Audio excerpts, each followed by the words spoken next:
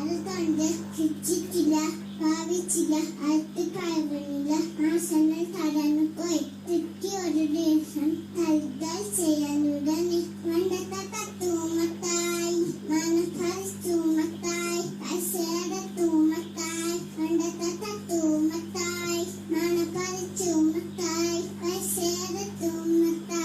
ഇതറിഞ്ഞപ്പോഴും അന്നാമിയുടെ മറുപടി അതാവുമ്പോ മരിക്കണം എന്നായിരുന്നു. മാസങ്ങൾ തടഞ്ഞു പോയി. തുറ്റി ഒരു ദിവസം പപ്പയോട് ചോദിക്കുകയാണ്, പപ്പയുടെ 800 രൂപ അല്ലെങ്കിൽ സാറിന് തള്ളിണ്ടെത്തു. പപ്പയുടെ 800 രൂപ അല്ലെങ്കിൽ സാറിന് തള്ളിണ്ടെത്തു.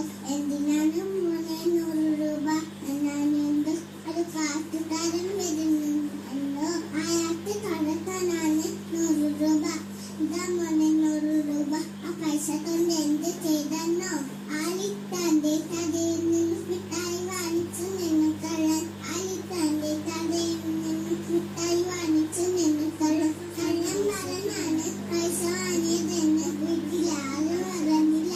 മാസങ്ങൾ കടന്നു പോയി. കുട്ടി വളർന്നു വലുതായി. ഒരു ദിവസം പൈസയൊന്നും കിട്ടില്ല.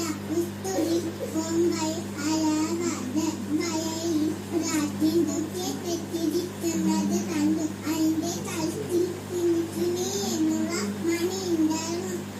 അതെന്നെങ്കിലും സ്വന്തമാക്കണം. തേനെ പാല എന്നൊക്കെ വെച്ച് ആടിന്റെ അടുത്തൊടി. കുട്ടൻതൊടിച്ചൊരു ചട്ടൻ മത്തായി തോപ്പോയി തമ്പിൽ. കുട്ടൻതൊടിച്ചൊരു ചട്ടൻ മത്തായി തോപ്പോയി തമ്പിൽ. കള്ളമ്മക്കെങ്ങനെ വന്ന നമുക്കെല്ലോളം തമ്മിൽ വേണ്ട. കള്ളമ്മക്കെങ്ങനെ വന്ന നമുക്കെല്ലോളം തമ്മിൽ വേണ്ട. കൂട്ടുകാരൻ നമ്മൾ തൊക്കാതെയും പ്രാരവ് പറയാതെയും സത്യസന്ധമായി ജീവിക്കാൻ ആക്കില്ലെങ്കിൽ മത്തായിക്ക് വന്ന പോലെ നമുക്കും വന്നിച്ചേരും. നന്ദി, നമസ്കാരം.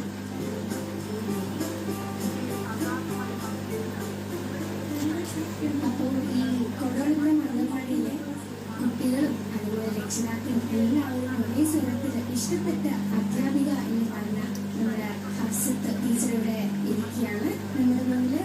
അപ്പം ടീച്ചർക്ക് എന്താണ് പറയാനുള്ളത്? എനിക്ക് പറയാനുള്ളത് രക്ഷിതാക്കളുടെ സഹകരണമാണ്.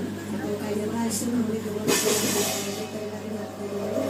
തന്നെ കഴിഞ്ഞ വർഷം ഗംഭീരമായ വാർഷികം നടത്തി, ഇപ്രാവശ്യം വാർഷികം നടത്തി. അതിലൊക്കെ നമ്മുടെ നല്ലവരായ നാട്ടുകാരും സഹകരിക്കുന്ന നമ്മുടെ വാർഡ് മെമ്പറും അതുപോലെ നാട്ടുകാരും ഒക്കെയുടെ സഹകരണത്തോടെയാണ് നമുക്ക് സംസ്ഥാന അവാർഡ് നേടാൻ